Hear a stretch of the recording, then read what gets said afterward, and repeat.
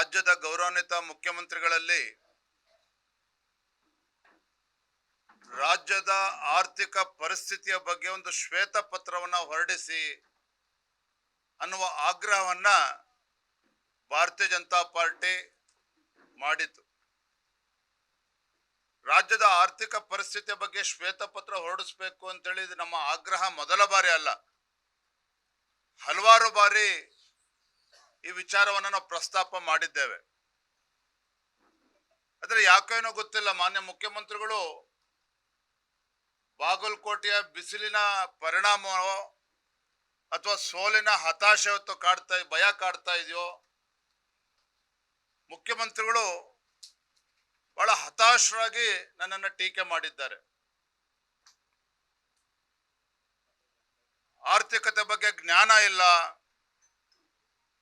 ವಿಜಯೇಂದ್ರ ಅವರು ಹತಾಶರಾಗಿ ಮಾತನಾಡ್ತಾ ಇದ್ದಾರೆ. ಮಾನ್ಯ ಮುಖ್ಯಮಂತ್ರಿಗಳೇ, ರಾಜ್ಯದ ಅಧ್ಯಕ್ಷನಾಗಿ ಗೌರವಾನ್ವಿತ ಹಣಕಾಸಿನ ಸಚಿವರು ಆಗಿರುವಂತಹ ಮಾನ್ಯ ಮುಖ್ಯಮಂತ್ರಿಗಳಲ್ಲಿ ನಾನು ಇವತ್ತು ಕೂಡ ಮತ್ತೊಮ್ಮೆ ಆಗ್ರಹ ಪಡಿಸ್ತಾ ಇದ್ದೇನೆ. ರಾಜ್ಯದ ನಿಜ ಚಿತ್ರಣವನ್ನ ನಾಡಿನ ಜನತೆಗೆ ಬಿಚ್ಚಿಡುವಂತ ಕೆಲಸ ಮಾಡಬೇಕು. ರಾಜ್ಯದ ಹಣಕಾಸಿನ ಪರಿಸ್ಥಿತಿಯ ಬಗ್ಗೆ ಸತ್ಯ ಸಂಗತಿಗಳನ್ನ ಮರೆಮಾಚದೇನೆ ಜನರಿಗೆ ತಿಳಿಸುವಂತ ಒಂದು ಪುಣ್ಯದ ಕೆಲಸ ತಾವು ಮಾಡಬೇಕು ಅಂತೇಳಿ ನಾನು ಮತ್ತೊಮ್ಮೆ ಆಗ್ರಹ ಪಡಿಸ್ತಾ ಇದ್ದೇನೆ. ನಾನಿವತ್ತು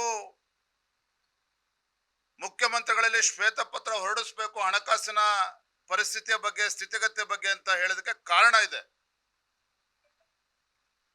ನಂಬರ್ 1 ಮೊದಲ ಕಾರಣ, ನಿಮ್ಮ ಸರ್ಕಾರ ಬಂದು, ಕಾಂಗ್ರೆಸ್ ಸರ್ಕಾರ ಬಂದು 3 ವರ್ಷಗಳಾಗಿದೆ. ಏನು ಭರವಸೆ ಕೊಟ್ಟಿದ್ರೆ? ವಿಧಾನಸಭಾ ಚುನಾವಣೆ ಸಂದರ್ಭದಲ್ಲಿ ರಾಜ್ಯದಲ್ಲಿ ಕಾಂಗ್ರೆಸ್ ಸರ್ಕಾರ ಬಂದು ಒಂದೇ ತಿಂಗಳಲ್ಲಿ ನೇರ ನೇಮಕಾತಿಗಳನ್ನ ಮಾಡ್ತೇವೆ, ಖಾಲಿ ಹುದ್ದೆಗಳನ್ನ ಭರ್ತಿ ಮಾಡ್ತೇವೆ ಅಂತ ಹೇಳಿದ್ದಿರಲ್ಲ ಮಾನ್ಯ ಮುಖ್ಯಮಂತ್ರಿಗಳೇ, ಮರ್ತೋಯ್ತಾ ತಮ್ಗೆ? 2,86,000ಕ್ಕೂ ಹೆಚ್ಚು ಹುದ್ದೆಗಳು ನೇಮಕಾತಿಯನ್ನ ಮಾಡ್ದೇನೆ ನಾಡಿನ ಯುವ ಜನತೆ ಬೀದಿಗಿಳಿದು ಹೋರಾಟ ಮಾಡುವಂತ ದುಸ್ಥಿತಿಗೆ ತಾವು ತಂದಿದ್ದೀರಿ. ಆ ಯುವ ಜನತೆ ಮಾನ್ಯ ಮುಖ್ಯಮಂತ್ರಿಗಳನ್ನ ಭೇಟಿ ಮಾಡಿ ತಮ್ಮ ಅಹವಾಲನ್ನ ನೀಡಬೇಕು, ಚರ್ಚೆ ಮಾಡಬೇಕು ಅಂತ ಹೇಳಿದ್ರೆ ಒಂದು ಅಪಾಯಿಂಟ್ಮೆಂಟ್ ಕೊಡೋಕೆ ರಾಜ್ಯ ಉಚ್ಚ ನ್ಯಾಯಾಲಯ ಮಧ್ಯಸ್ಥಿಕೆ ವಹಿಸಬೇಕಾಯ್ತು. ತದನಂತರದಲ್ಲಿ ಧಾರವಾಡದಲ್ಲಿ ಲಕ್ಷಾಂತರ ಯುವಕರು ನಮಗೆ ನ್ಯಾಯ ಕೊಡಿ ಮಾನ್ಯ ಮುಖ್ಯಮಂತ್ರಿಗಳೇ ಅಂತೇಳಿ ಪ್ರಶ್ನೆ ಮಾಡಿದ್ರೆ ಲಾಠಿ ಪ್ರಹಾರವನ್ನ ಮಾಡ್ತೀರಿ. ಯಾಕೆ ಸತ್ಯವನ್ನ ಮರೆಮಾಚ್ತಾ ಇದ್ದೀರಿ? ಗ್ಯಾರಂಟಿಗಳಿಗೆ ಹಣವನ್ನ ಕ್ರೋಢೀಕರಿಸೋದಕ್ಕೆ ಸಾಧ್ಯ ಆಗದೇನೆ ನೇಮಕಾತಿ ಪ್ರಕ್ರಿಯೆಯನ್ನು ಕೂಡ ಉಚ್ಚ ನ್ಯಾಯಾಲಯದ ಕುಂಟು ನೆಪವನ್ನ ಹೇಳಿಕೊಂಡು ಮೀಸಲಾತಿಯ ನೆಪವನ್ನ ಒಡ್ಡಿ ಇವತ್ತು ಮುಂದೂಡ್ತಾ ಇರ್ತಕ್ಕಂಥದ್ದು ತಾವಲ್ವೇ ಮಾನ್ಯ ಮುಖ್ಯಮಂತ್ರಿಗಳೇ?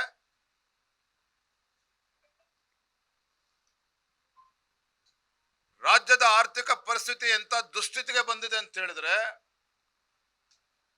ಮಂಡ್ಯ ಜಿಲ್ಲೆನಲ್ಲಿ ಸ್ವಾತಂತ್ರ್ಯ ಹೋರಾಟಗಾರರ ಕುಟುಂಬಗಳಿಗೆ ಪಿಂಚಣಿ ಕೊಡುವುದನ್ನು ಕೂಡ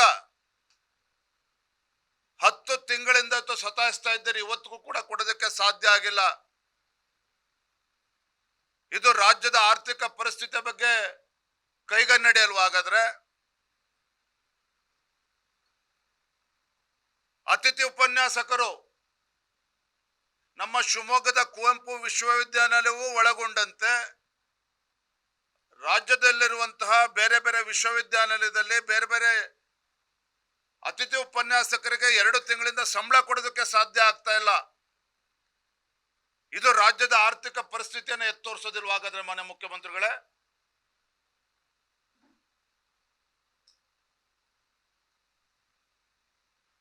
ರಾಜ್ಯದ ಇತಿಹಾಸದಲ್ಲಿ ಮೊಟ್ಟ ಮೊದಲ ಬಾರಿಗೆ ಪೊಲೀಸ್ ಇಲಾಖೆ ಅಂತ ಹೇಳಿದ್ರೆ ಬಹಳ ಜವಾಬ್ದಾರಿ ಇರ್ತಕ್ಕಂಥ ಇಲಾಖೆ, ರಾಜ್ಯದ ಕಾನೂನು ಸುವ್ಯವಸ್ಥೆಯನ್ನ ಕಾಪಾಡುವಂತ ಒಂದು ಜವಾಬ್ದಾರಿಯಿಂದ ಇರ್ತಕ್ಕಂಥ ಇಲಾಖೆ. ನ್ಯಾಯವಾಗಿ ಹೇಳಬೇಕು ಅಂತ ಹೇಳಿದ್ರೆ ತಿಂಗಳ ಮೊದಲ ದಿನ 1ನೇ ತಾರೀಕು ಅವರಿಗೆ ಸಂಬಳ ಕೊಡಬೇಕಾಗ್ತದೆ.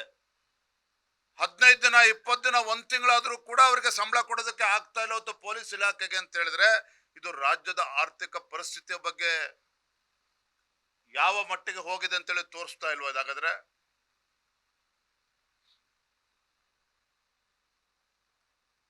ಕೇವಲ ಕೇಂದ್ರ ಸರ್ಕಾರದ ಮೇಲೆ ಆರೋಪಗಳನ್ನು ಮಾಡಿಕೊಂಡು ಇವತ್ತು ಕಾಲಹರಣ ಮಾಡ್ತಾ ಇದ್ದೀರಿ. 4 ತಿಂಗಳ ಹಿಂದೆ ಏನು ವಿಶೇಷ ಕ್ಯಾಬಿನೆಟ್ ಸಭೆಯನ್ನ ಮಾಡಿದ್ರು ಮಾನ್ಯ ಮುಖ್ಯಮಂತ್ರಿಗಳು. ಯಾತಕ್ಕೋಸ್ಕರ?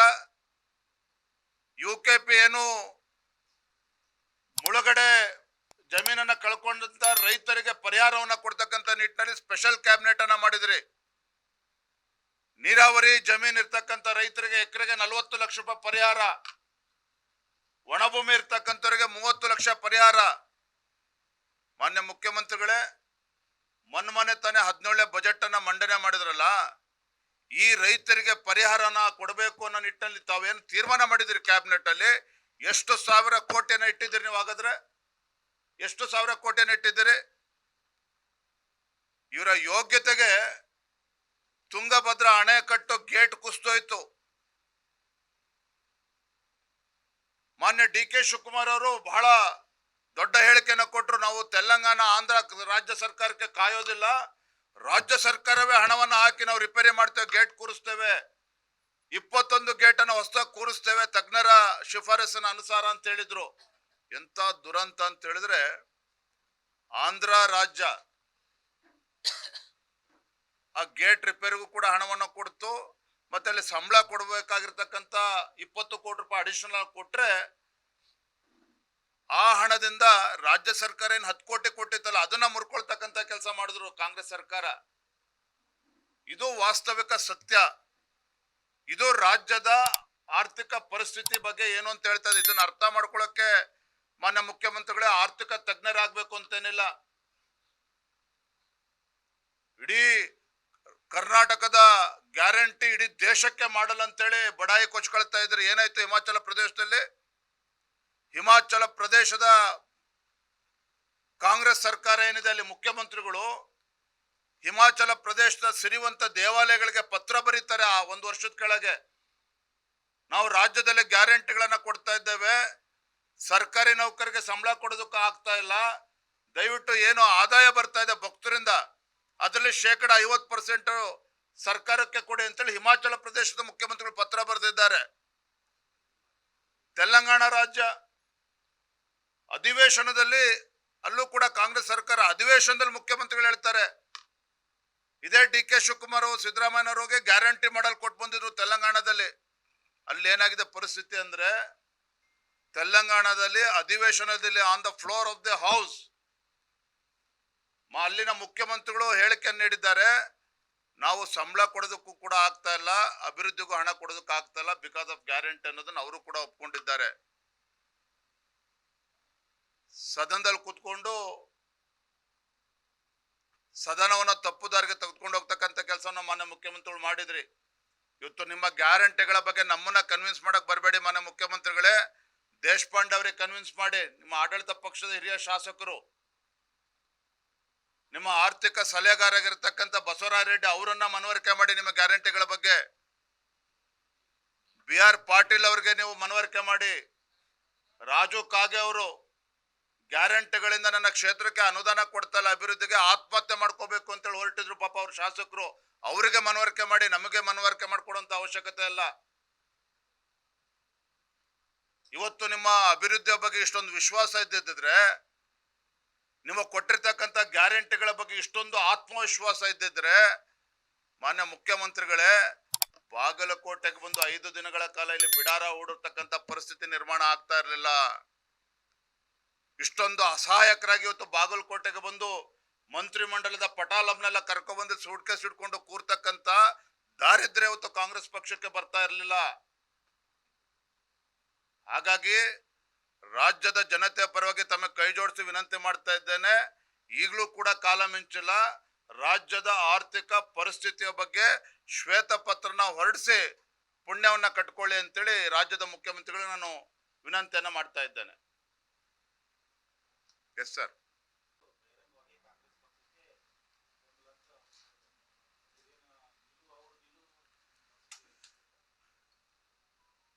ಯಾವ್ಯಾವ ಸ್ವಾಮೀಜಿಗಳು ಜಗದ್ಗುರುಗಳು ಏನು ಹೇಳಿಕೆ ಕೊಟ್ಟಿದ್ದಾರೆ ಅದಕ್ಕೆ ನಾವು ಪ್ರತಿಕ್ರಿಯೆನ ಕೊಡೋದಕ್ಕೆ ಹೋಗೋದಿಲ್ಲ. ಭಾರತೀಯ ಜನತಾ ಪಾರ್ಟಿ ಬಾಗಲಕೋಟೆ ಇರಲಿ, ದಾವಣಗೆರೆ ದಕ್ಷಿಣ ವಿಧಾನಸಭಾ ಕ್ಷೇತ್ರದಲ್ಲಿರಲಿ, ನಾವು ಇವತ್ತು ಗೆಲುವಿನ ವಿಶ್ವಾಸದಲ್ಲಿ ಬೀಗ್ತಾ ಇರುವಂಥದ್ದು ನಮ್ಮ ಕಾರ್ಯಕರ್ತರ ಪರಿಶ್ರಮದ ಕಾರಣ. ನಮ್ಮ ಕಾರ್ಯಕರ್ತರು ಎರಡೂ ಕ್ಷೇತ್ರದಲ್ಲಿ ಪ್ರತಿ ಬೂತ್ ಮಟ್ಟದಲ್ಲಿ ಹಗಲು ರಾತ್ರಿ ಶ್ರಮವನ್ನು ಹಾಕ್ತಾ ಇದ್ದಾರೆ. ಕಾಂಗ್ರೆಸ್ ಪಕ್ಷದ ಕಾರ್ಯಕರ್ತರು ರಾತ್ರಿ ಮಾತ್ರ ಶ್ರಮ ಹಾಕ್ತಾ ಇದ್ದಾರೆ. ನಮ್ಮ ಕಾರ್ಯಕರ್ತರು ಬೆಳಗ್ಗೆ 6 ಗಂಟೆಯಿಂದ ಸಂಜೆ 8 ಗಂಟೆವರೆಗೂ ಕೂಡ ಪ್ರತಿ ಬೂತ್ ನಲ್ಲಿದ್ದು ಕಾರ್ಯಕರ್ತರು ಕೆಲಸ ಮಾಡ್ತಾ ಇದ್ದಾರೆ. ರಾಜ್ಯ ಸರ್ಕಾರದ ಬಗ್ಗೆ ಜನರಿಗೆ ಕೋಪ ಇದೆ, ಬೇಸರ ಇದೆ. ಇದೆಲ್ಲದರ ಪರಿಣಾಮ ದಾವಣಗೆರೆ ದಕ್ಷಿಣ ಕ್ಷೇತ್ರದಲ್ಲೂ ಕೂಡ ಬಿಜೆಪಿ ಒಂದು ಐತಿಹಾಸಿಕ ಗೆಲುವನ್ನ ದಾಖಲೆ ಮಾಡೋದಿದೆ. ಬಾಗಲಕೋಟೆನಲ್ಲೂ ಕೂಡ ಬಿಜೆಪಿಯ ಗೆಲುವಿನ ನಾಗಾಲೋಟಕ್ಕೆ ಕಡಿವಾಣ ಹಾಕ್ತಕ್ಕಂಥ ಶಕ್ತಿ ಕಾಂಗ್ರೆಸ್ ಸರ್ಕಾರಕ್ಕಿಲ್ಲ. ಇದನ್ನು ಸ್ಪಷ್ಟವಾಗಿ ಹೇಳ್ತಾ ಇದ್ದೇನೆ. ಥ್ಯಾಂಕ್ ಯು ಸರ್, ಧನ್ಯವಾದ.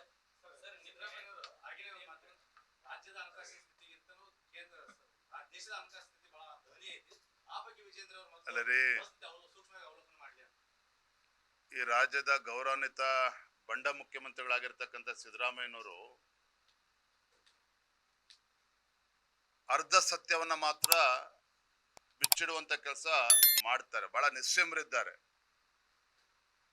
ಏನ್ ಹೇಳಿದ್ರು ಮೊನ್ನೆ ಸದನದಲ್ಲಿ, GST ಕಾಂಪನ್ಸೇಷನ್, GST ಇಂಪ್ಲಿಮೆಂಟ್ ಆಗಿದ್ದು 2017ರಲ್ಲಿ. GST ಕಾಂಪನ್ಸೇಷನ್ ಕಾಂಗ್ರೆಸ್ ಸರ್ಕಾರ ಬಂದ್ಮೇಲೆ, ನನ್ನ ಸರ್ಕಾರ ಬಂದ್ಮೇಲೆ ನಿಲ್ಸಿದ್ರು ಮೋದಿ ಅವರು ಅಂತ ಹೇಳಿದ್ರು. ಆದ್ರೆ ಮಾನ್ಯ ಮುಖ್ಯಮಂತ್ರಿಗಳು 17ನೇ ಬಜೆಟ್ ಅನ್ನ ಮಂಡನೆ ಮಾಡ್ತಕ್ಕಂಥ ಮುಖ್ಯಮಂತ್ರಿಗಳಿಗೆ ಅರಿವಿರ್ಬೇಕಿತ್ತಲ್ವಾ? GST ಆಕ್ಟ್ ನಲ್ಲಿ ಸ್ಪಷ್ಟವಾಗಿ ಉಲ್ಲೇಖ ಆಗಿದೆ, ಯಾವ್ಯಾವ ರಾಜ್ಯಗಳು ಅತಿ ಹೆಚ್ಚು ತೆರಿಗೆಯನ್ನ ಕೊಡ್ತದೆ ಅದಕ್ಕೆ GST ಕಾಂಪನ್ಸೇಷನ್ 5 ವರ್ಷಗಳಿಗೆ ಮಾತ್ರ, 5 ವರ್ಷಗಳಿಗೆ ಅನ್ನೋದನ್ನ ಸ್ಪಷ್ಟವಾಗಿ GST ಆಕ್ಟ್ ನಲ್ಲೇ ಇರುವಂತದ್ದು. ಯಾಕೆ ಪದೇ ಪದೇ ಈ ವಿಚಾರದಲ್ಲಿ ರಾಜ್ಯದ ಜನರಿಗೆ ಸುಳ್ಳು ಹೇಳುವಂತ ಕೆಲಸ ಮಾಡ್ತಾ ಇದ್ದಾರೆ ಮಾನ್ಯ ಮುಖ್ಯಮಂತ್ರಿಗಳು? ಇವತ್ತು GST ಏನು 41.41% ಇದ್ದದನ್ನ 40% ಇಳಿಸಿದ್ರು. ಆದ್ರೆ based on the performance of the States, ರಾಜ್ಯ ಸರ್ಕಾರಕ್ಕೆ ಮತ್ತೆ 41.33% ಅಷ್ಟು ಕೊಡ್ತಾ ಇದ್ದಾರೆ. ನಾನು ಗೌರವಾನ್ವಿತ ಮುಖ್ಯಮಂತ್ರಿಗಳಿಗೆ ಆಗ್ರಹ ಮಾಡುವಂಥದ್ದು, ನೀವು ರಾಜ್ಯದ ಮುಖ್ಯಮಂತ್ರಿಗಳು ಅನ್ನೋದನ್ನ ಮರೆತು,